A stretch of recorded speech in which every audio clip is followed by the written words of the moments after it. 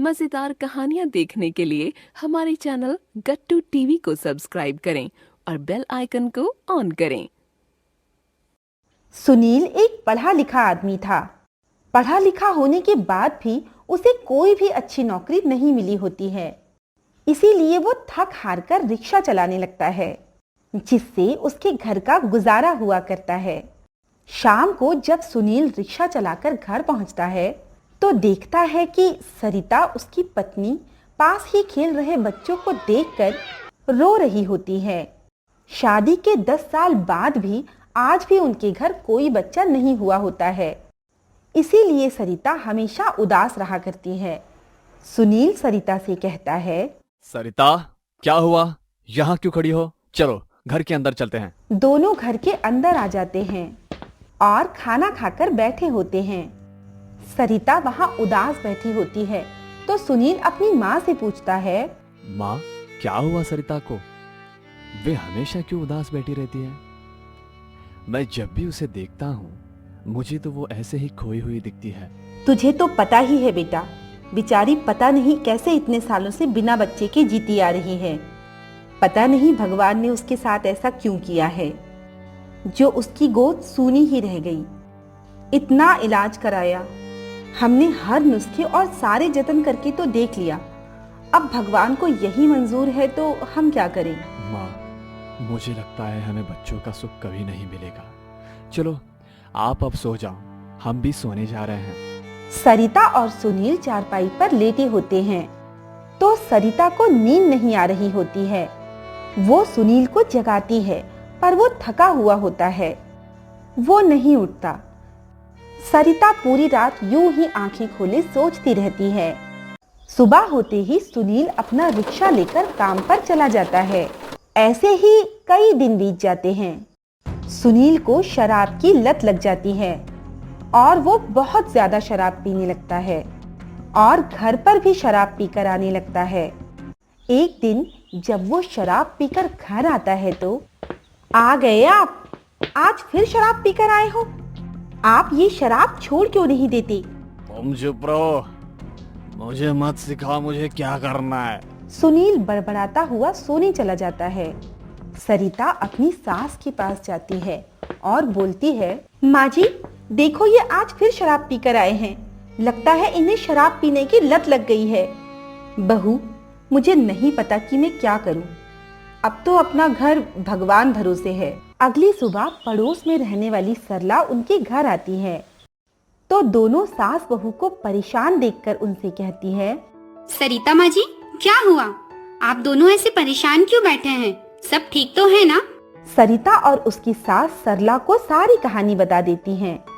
सरला सारी बातें सुनकर थोड़ी देर सोचती है, फिर बोलती है, माँ जी, आप अपने घर लड्डू गोपाल जी को ले आइए। उनके घर आते ही आपके सारे दुख दूर हो जाएंगे। ठाकुर जी सबके दुख हर लेते हैं। आपके भी घर खुशियाँ जरूर आएंगी।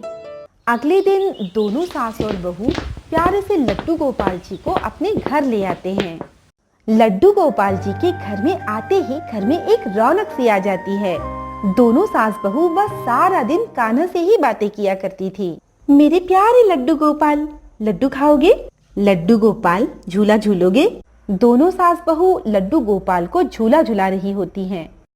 तभी सुनील घर आता है और देखता है उसकी पत्नी और माँ लड्डू गोपाल को झूला झुला रही हैं। वो लड़खड़ाता हुआ सोने चला जाता है। कई दिन बीत जाते हैं। सुनील को उसका एक दोस्त मिलता है जो एक अमीर आदमी होता है, जिसके पास गाड़ी बंगला होता है और उसकी शहर में बहुत सारी कंपनी होती है।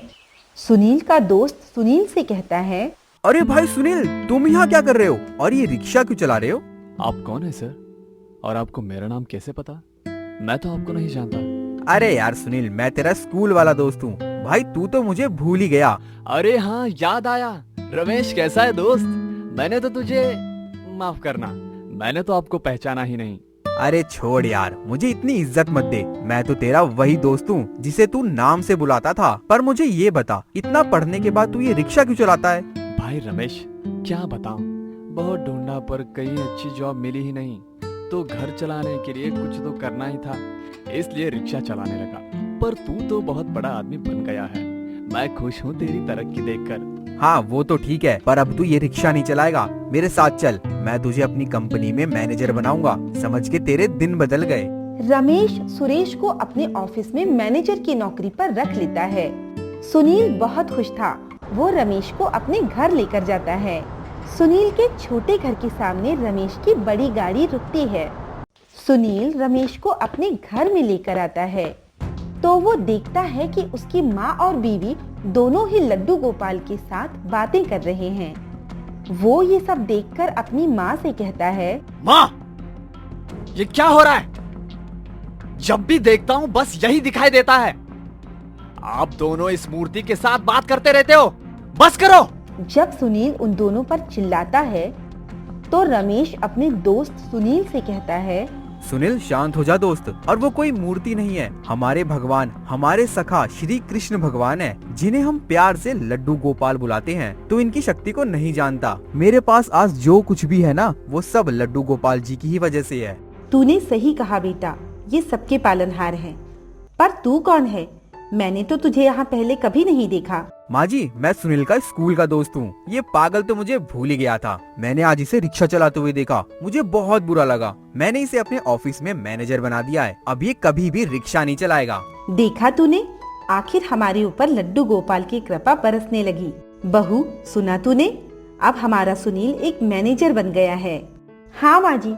सुनिए जी, अब तो आप शराब भी नहीं पीते हो और आपकी अच्छी नौकरी भी लग गई है। अब तो आप मानो कि ये सब इन्हीं की कृपा है।